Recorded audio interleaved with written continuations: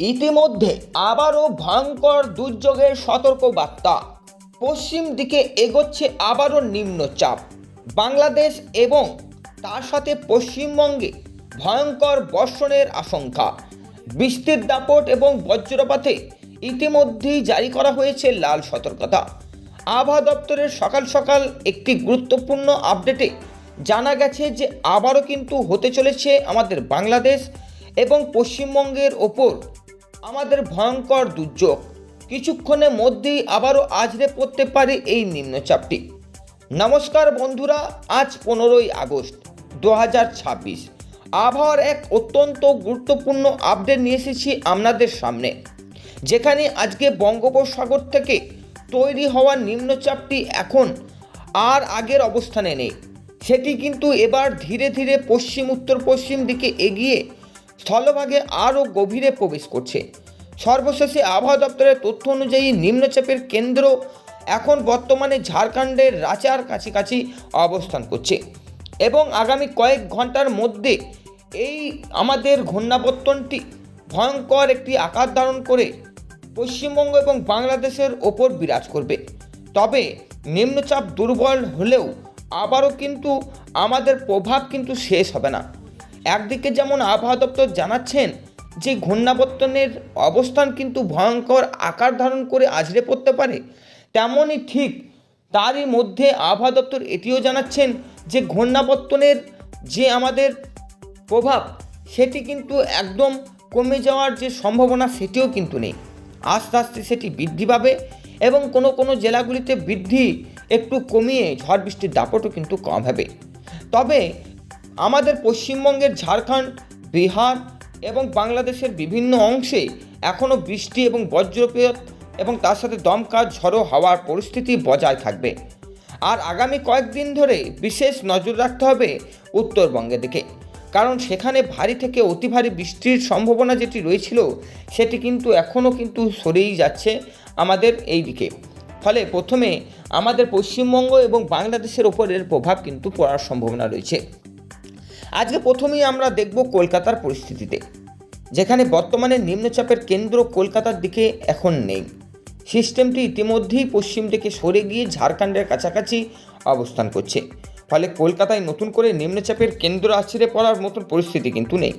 কিন্তু নিম্নচাপের প্রভাব তৈরির হওয়ার প্রচুর জলীয় বাষ্প, মেঘ এবং সক্রিয় মৌসুমী বায়ুর কারণে কলকাতা ও তার পার্শ্ববর্তী এলাকায় দফায় দফায় বৃষ্টি হতে পারে বলে আবহাওয়া দপ্তর বলছে।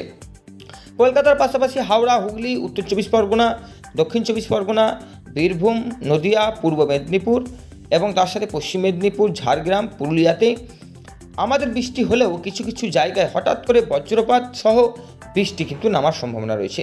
বিশেষ করে নিচু এলাকাগুলিতে জল জমার সম্ভাবনা আমাদের থাকারও কথা বলছে।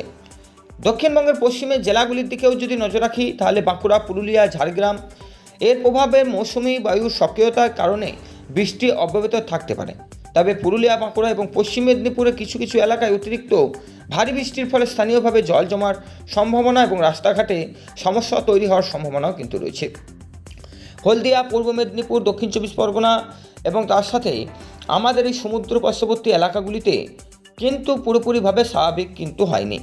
ফলে পশ্চিমবঙ্গ এবং উড়িষ্যা উপকূল এবং উত্তর বঙ্গোপসাগর থেকে বেশ এলাকায় দমকা হাওয়া এবং উত্তাল সমুদ্রের সম্ভাবনা রয়েছে। বিশেষ করে মৎস্যজীবীদের জন্য রয়েছে গুরুত্বপূর্ণ সতর্কবার্তা। উত্তর বঙ্গোপসাগর সমুদ্র উত্তাল থাকার সম্ভাবনা থাকায় সমুদ্রে যাওয়ার ক্ষেত্রে আবহাওয়া দপ্তরের নির্দেশ মেনে অত্যন্ত জরুরি।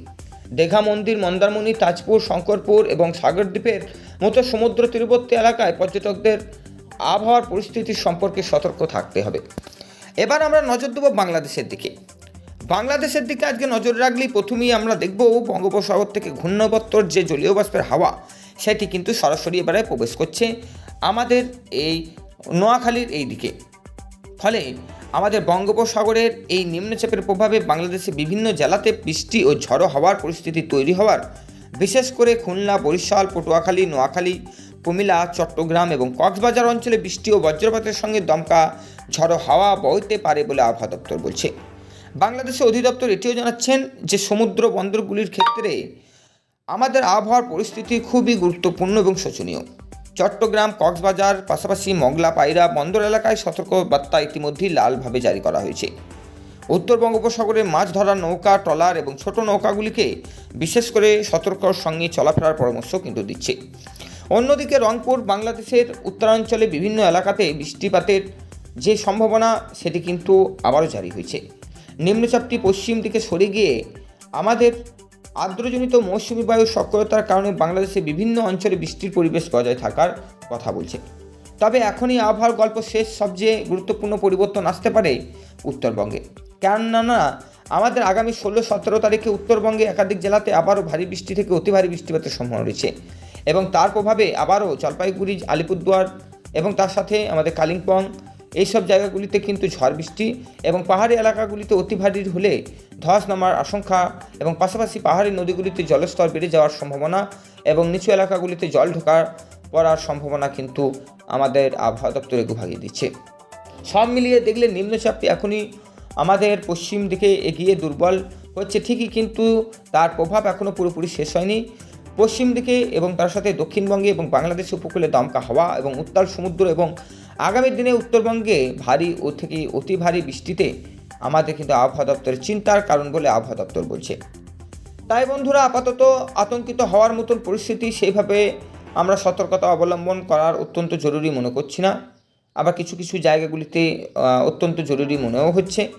বজ্রপাতের সময় খোলা মাঠে, বটগাছের নিচে, জলাশয়ের কাছে থাকা পরামর্শ দিচ্ছে না। উপকূলীয় এলাকাবর্তী সমুদ্র পরিস্থিতি খারাপ থাকলে জলে নামার থেকে অবশ্যই বিরত থাকতে বলছে।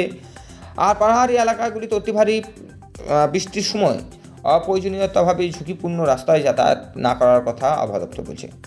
সবশেষে আবারও বলছি, নিম্নচাপটি এখনই পশ্চিম দিকে সরে যাচ্ছে, এর দুর্বলতা হওয়ার পথে, কিন্তু তার প্রভাবে বৃষ্টিপাত এবং দুর্যোগের আশঙ্কা ভয়ঙ্করভাবে থাকছে। বরং আগামী কয়েকদিন এই সতর্কবার্তা আপনাদের সামনে আবহাওয়া দপ্তর জারি করছে।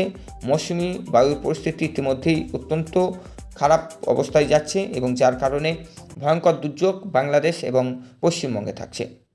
আবহাওয়ার এই গুরুত্বপূর্ণ আপডেট আপনাদের কেমন লাগলো কমেন্ট করে জানাবেন। নতুন আবহাওয়ার খবর পেতে চ্যানেলটি সাবস্ক্রাইব করে পাশে থাকুন। সবাই নিরাপদে থাকুন, সতর্কতা থাকুন।